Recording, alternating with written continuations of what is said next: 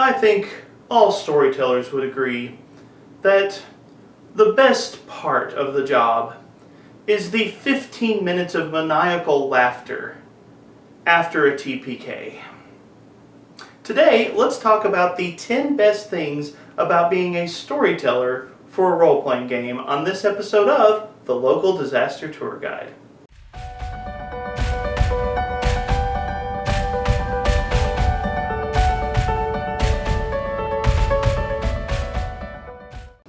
Hello everyone and welcome. My name is Mark and I am the Local Disaster Tour Guide. That's right, I'm a storyteller and our group's forever DM.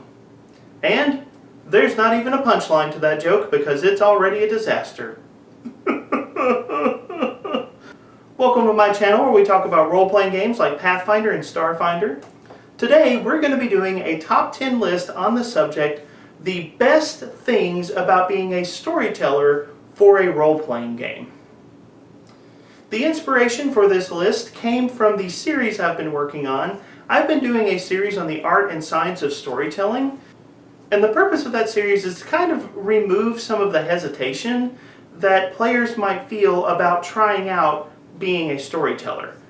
Being your group's DM, being the game master, can be an overwhelming thing, and I feel like a lot of people are intimidated by the storyteller screen. That series is trying to remove some of the barriers that people might feel in becoming a storyteller, but as I've been going through that series, it occurred to me that there is another side to this conversation. Storytelling is not just a challenge. There are actually some really wonderful things about being a storyteller, and I thought it was a worthwhile conversation to talk about some of the best things about being a storyteller. So, if you're considering being a storyteller, if you want to try out being a dungeon master sitting behind the GM screen for the first time, stick around. This list is going to talk about some of the best things that you will experience storytelling for your gaming group. Let's get started. Number 10. Storytelling will make you a better player.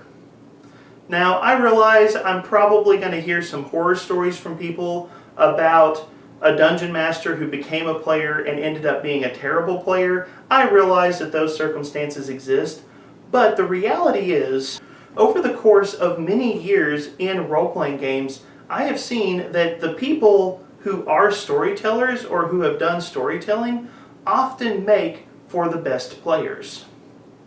The reason for this is simple. If you have sat behind the storyteller screen, you have seen players in action.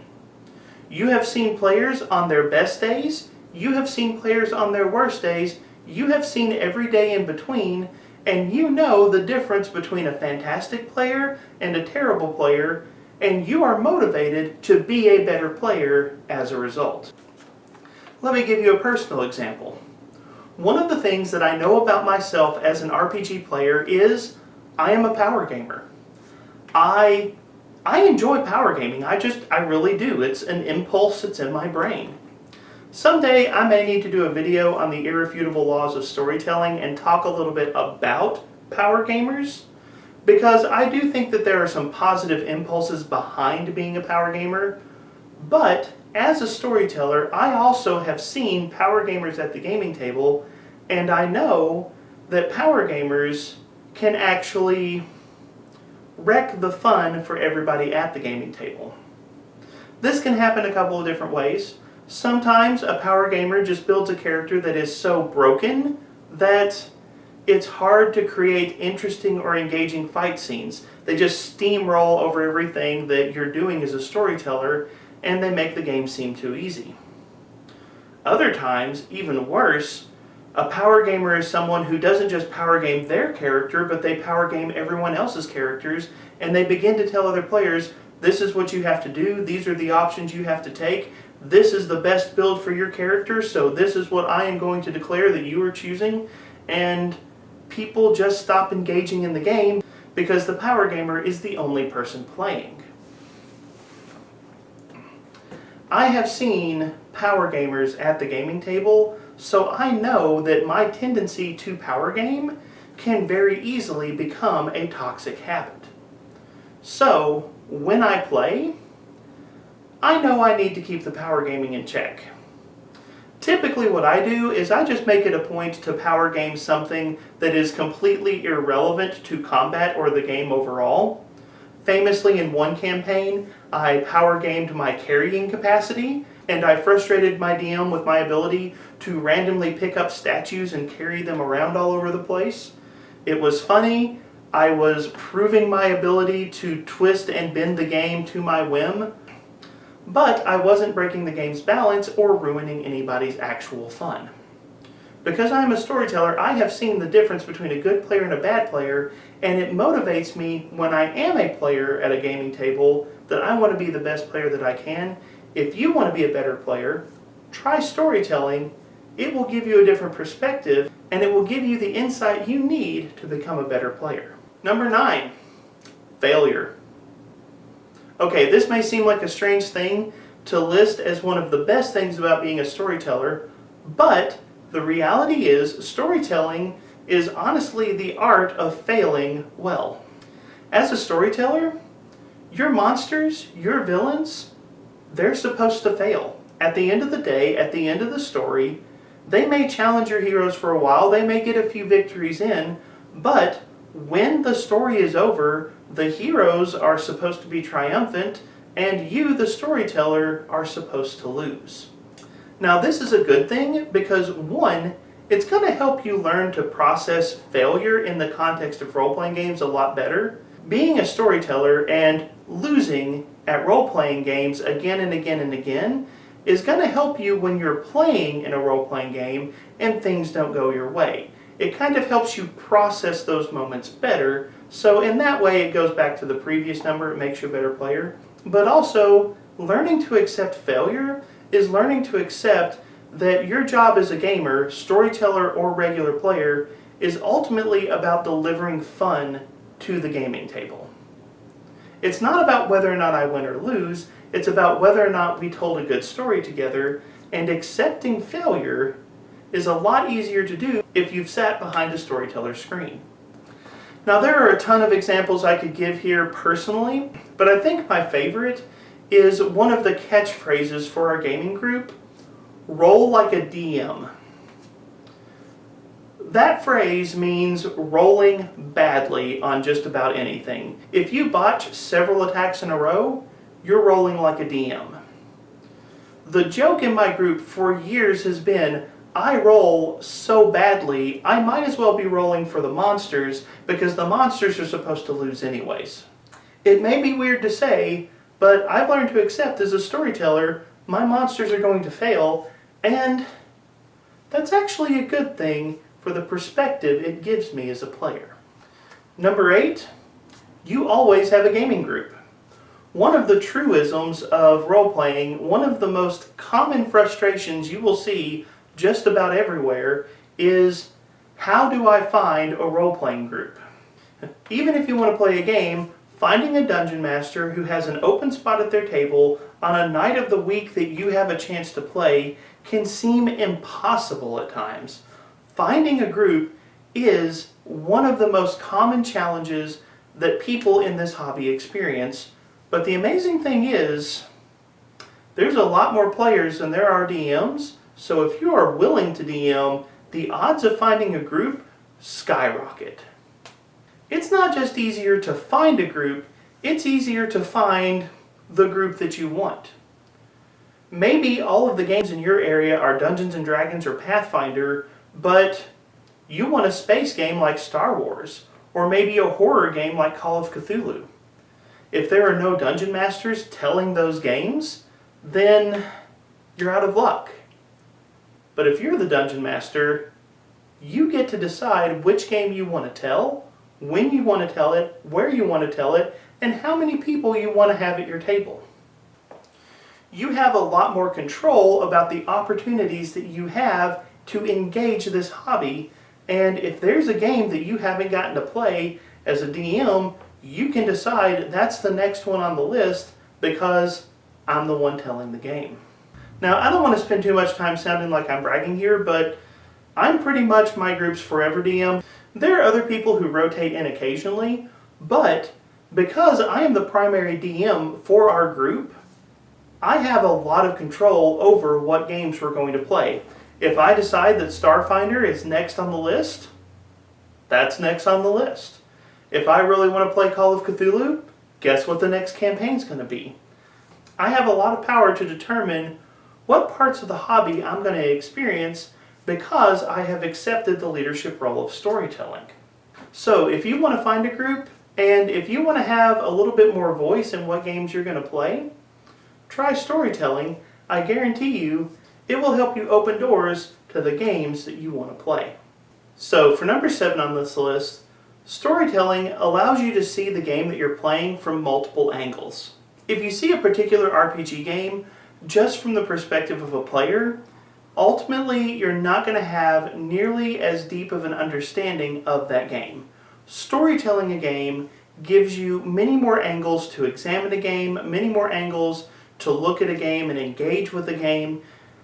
Players worry about character creation, character advancement, treasure, and maybe 20% of the narrative. But as a storyteller, you are deeply engaged with the narrative. You are deeply engaged with encounter design. You're engaged with everything that your players have to engage with, but also with everything on the other side of the screen. And that means that you are better able to critically analyze the game that you're playing. Basically, if you want to master a game, you need to spend some time storytelling that game to really gain an appreciation for everything that goes into the game. Spending some time behind the storyteller screen is going to give you a much better perspective if you want to design things for your game, or if you want to evaluate certain elements that you're thinking about including in a game. Storytelling is going to give you the bigger picture perspective you need to figure out if the element that you want to include is going to be something that is beneficial to the game overall. If you're someone who likes homebrewing material for their games, then I guarantee you want to spend some time behind the screen as a storyteller, because that's going to give you the perspective on what is appropriate and inappropriate as a homebrewer. On top of that, critically analyzing games, both as a player and as a storyteller, is going to help you make better investment decisions when it comes to RPG products.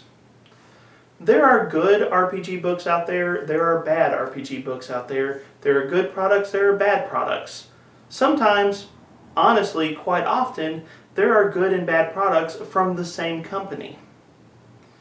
And being able to determine if a product is something that you're interested in, or if it's something that you should probably pass on, the perspective you need to really know that quickly comes from being a storyteller. When you see multiple angles in a game, it helps you evaluate a product much more clearly and much more effectively. When I pick up new role-playing games, even if they're outside of the systems that I normally play, I primarily play Paizo games like Pathfinder and Starfinder. I have experience with D&D, and I have experience with a lot of old World of Darkness games. Those are my bread and butter games, but I can pick up other games and other systems and evaluate them very, very quickly to determine if they have the elements that I enjoy or the elements that I want to pass on. Experience as a storyteller goes a long way in understanding games, evaluating games, and developing material for games. Recently on this channel, I've shared that I'm one of the top 101 finalists for RPG Superstar 2020. This is a fantastic moment for me. This is the first time I've ever been a finalist in one of the RPG Superstars, so I am really, really excited about being part of that competition. But my entry into that competition, the creature that won, is actually a creature that I created for one of my games. In other words, I am being successful as an RPG content creator because of the experience that I have as a storyteller. The contest allowed you to submit several potential creatures, but only one could get through. I submitted several creatures, but the one that I've actually used in my games is the one that made it. So, if you want to design material for RPGs, or if you just want to understand them and evaluate them better, be a storyteller for a while, because number 7 on my list is storytelling will allow you to think critically about RPGs in a way that you can't do only as a player. Number 6 on the list is world building. Now, this is a subject that I know I could go on a very long rant about because I already tried to record this video once and I did go on way too long of a rant about it. World building is just fun. I have this theory that nerds, that word nerd, what it means is that you are an obsessive personality type. I think that if you're a nerd, your brain naturally makes you want to obsess over things. When we find something that we're interested in, we dive in, we are not happy with surface level, we go deep. And world building is an aspect of storytelling that I think is just naturally enjoyable for nerds. It is something we love doing, not just because we get to deep dive on the world that we're building, we also get to deep dive on the inspiration for the type of game we're going to play. Let me give you an example. In my previous campaign, my players were going to be going to a city that was very much inspired by Louisiana, by Baton Rouge, by the culture surrounding that particular part of American society. And so I spent a lot of time really developing the city that my players were going to be going to, coming up with all the different elements. I had a lot of fun deep diving into what that place was going to be, but I wasn't just deep diving the place that I was building. I was also deep diving the inspiration. I was researching Louisiana, I was researching Baton Rouge, I was researching that particular culture. I even spent a couple of weeks trying to learn to speak with a Cajun accent. If you're one of my players, you know that that did not go well because I am terrible at accents, but I did spend several weeks deep diving that culture and researching that culture, and it was fun. World building is an incredibly fun part of being a storyteller. I think it's a natural fit for just the nerd mindset. And I guarantee you, if you spend some time behind the storytelling screen, you're going to discover that world building is one of the most fun things you will ever do. Number 5 follows a similar vein to number 6. Number 5 on my list is creative writing.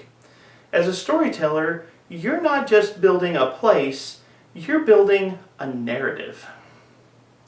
You are writing a story. There are a lot of popular fantasy authors that got their start storytelling games for their friends. They basically tried their stories out on their buddies, and when their buddies really liked those stories, they said, hey, why not turn this into a book? There are a lot of authors who got a lot of practice at storytelling and at creative writing through role-playing games. I'm not going to lie, someday I hope to be a published author myself. And if you think about it, role-playing games are a fantastic place to practice creative writing because of the environment at the gaming table. You are writing a story where you don't know what the heroes are going to do. If you're writing a book, if you're writing a movie, a TV show, any media like that, the events are scripted to a certain degree. You already know not just what the villain is doing, but what the hero is going to do in response. You don't have that luxury when you're writing for a role-playing game. You may know what the hero is going to do, you may know the nefarious plot that they have hatched, but you have no clue what those crazy player characters are going to do as a response. And honestly, that makes the writing process a lot more engaging, and it teaches you to think very creatively. This sort of narrative feedback can be a powerful tool in sharpening your skills as a storyteller. Several years ago, I was running a campaign, and I had created this evil, barren, vampire-style character who was going to be the main villain of the overall plot. And I don't even remember this vampire's name, to be honest. And the reason I don't remember this vampire's name is, honestly, my players made a better villain than I did. I gave my players an ally. It was an inevitable named Karnak who was going to help them battle said barren vampire evil guy. And my players, in very typical player fashion, ignored the main quest so long that their ally, Karnak, was killed. And when that happened, it made me stop and realize that I didn't just have to kill Karnak, that this vampire could actually like bring Karnak back and turn Karnak into a very motivated villain with a personal vendetta against my party, and this happened. And Karnak actually ended up like killing the original villain, the original vampire, and becoming the main villain of the campaign. My players' actions ended up causing me to write a much better villain for the story.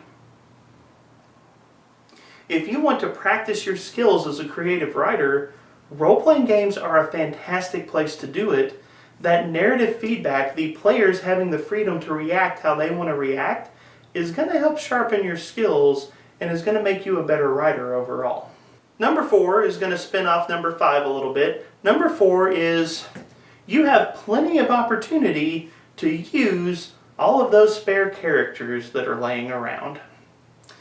One of the things that I know happens to every role player out there, happens to me too, there are more characters that you can think of than there are opportunities to play them. In any particular game, in any given system, the number of characters that you can create far outweighs the number of opportunities you have to use those characters. In games like D&D and Pathfinder, there are a variety of very interesting options out there that I know as a player I'm never going to get to use. But the great thing about being a storyteller is I have a lot more opportunities to use the different characters that are in my mind. Being a storyteller means I have far more opportunities to present new characters, to introduce for at least a couple of sessions a character that I've always wanted to mess around with. Storytelling gives you a lot more opportunity to use those characters than just being a player would ever do. For example, years ago, I came up with a very interesting concept for a half-elven assassin that I thought might be a lot of fun to play in a game. But one of the problems with that character was that character is only going to fit in a very narrow number of games, and honestly, I've never had a chance to use that character as a player. But as a storyteller, oh yeah, I've dropped that character on my players a few times. As a storyteller, I have an opportunity to use all the characters rattling around inside my head, and if you find yourself with a plethora of characters that you're never going to get to use, maybe try sitting behind the storyteller screen and see if you can't bring a few of them to life. Number 3 on my list, storytelling will improve your public speaking skills. Now let me offer a really quick caveat on this conversation. Public speaking is a major part of my real-world job. I do a lot of public speaking. It's a skill that I have been developing for many, many years. But I can say rather confidently that my time behind the storytelling screen has improved my abilities as a public speaker. If you take the Dale Carnegie public speaking class, they actually talk about that there are people who are more terrified of public speaking than they are of death, and that may be one of the weirdest survey results I have ever seen. But skills like public speaking, one of the difficult things about learning those skills is if you want to learn it, you have to use it, and often using it can be a very high-stress scenario. However, role-playing games offer a very low-stress environment to practice public speaking skills. As a storyteller, you are learning to command an audience. You are learning to set tone. You are learning to literally tell stories. You're learning to deal with audience feedback. You're learning how to succinctly and quickly deliver information to an audience in a way that they're going to engage and hold on to that information. There are a lot of public speaking skills that you can get some good experience behind the storyteller's screen. Years ago, at one of my jobs, I was speaking for a group of college students, and after I got done speaking, one of those students actually came up to me and they said, "Mark, you tell stories better than any speaker I have ever heard." And I thanked them for their compliment and, went about my day. But in the back of my mind, I was like, Wouldn't you like to be at my role-playing table? So storytelling is a fantastic opportunity for you to try your hand at learning to be a public speaker. Number 2, speaking again of life skills in gaming, storytelling is a fantastic opportunity to develop leadership soft skills. Yes, I'm about to tell you that being a storyteller could be good for your career. Okay, I may be exaggerating a little bit, but leadership is again one of those skills that can be hard to learn.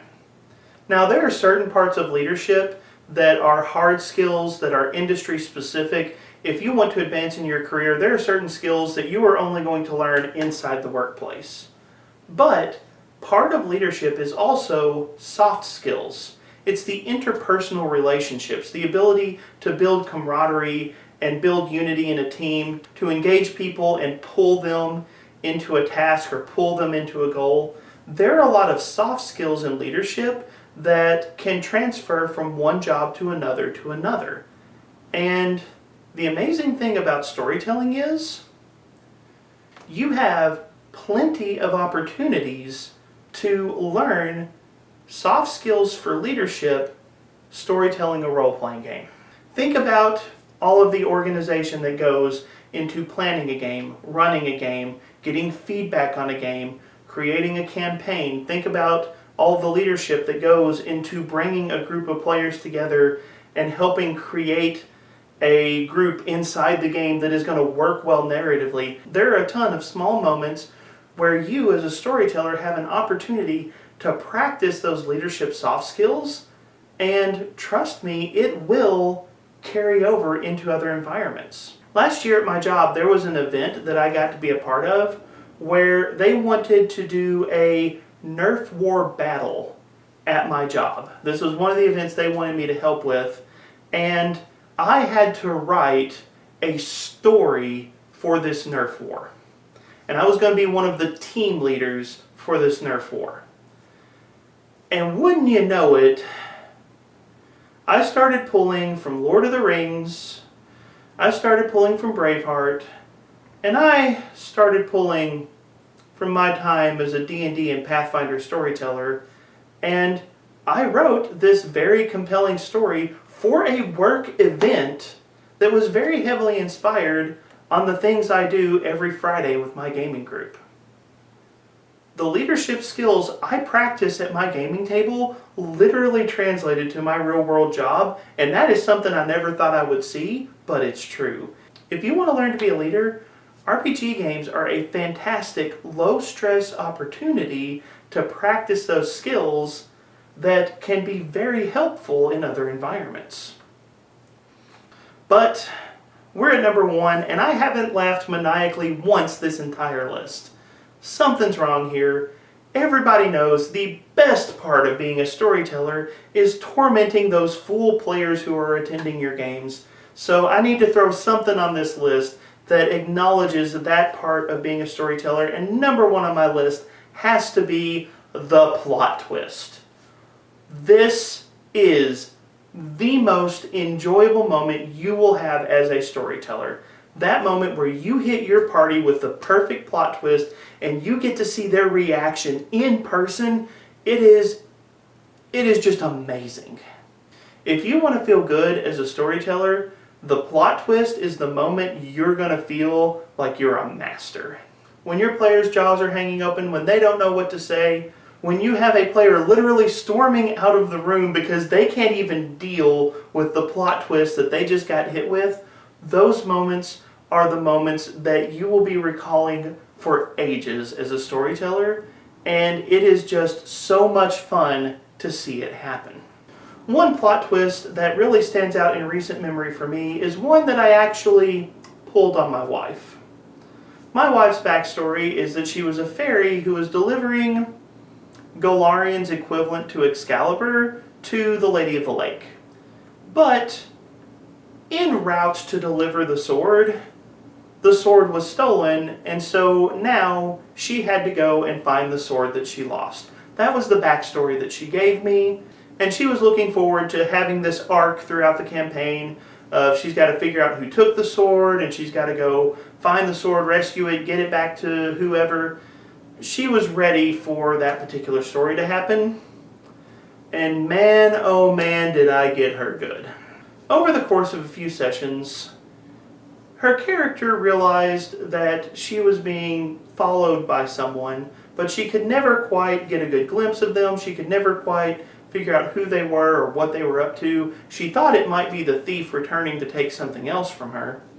But then one day, during a particularly difficult and dramatic combat, suddenly the sword that she had lost flared to life in her hand and helped her survive a pitched and difficult battle. Afterwards, she came to the conclusion that the sword was intelligent, and she hadn't lost the sword. The sword had kidnapped her and had sent her on a Gaius quest. My wife almost couldn't speak to me the entire car ride home when she realized what was going on with her backstory. That plot twist, the look on her face was amazing. And as a storyteller, I have seen those moments many, many times over. I have a former player who I can needle with just 2 words: water parks. If you're watching this video, you're welcome. A good plot twist is one of the most satisfying moments in storytelling, and if you're sitting behind the screen, it is one of the moments that you live for. But that's my list. Those are my top 10 best things about being a storyteller. Number 10, it makes you a better player. Number 9, it helps you learn to deal with failure. Number 8, you always have a gaming group and you have a lot more control over the games you play. Number 7, you see multiple sides of the game and it helps you to think critically about the game. Number 6, world building is just fun for nerds to do. Number 5, it helps you practice creative writing and develop your skills as an author. Number 4, it gives you an opportunity to use all of those extra characters that have just been rattling around inside your head.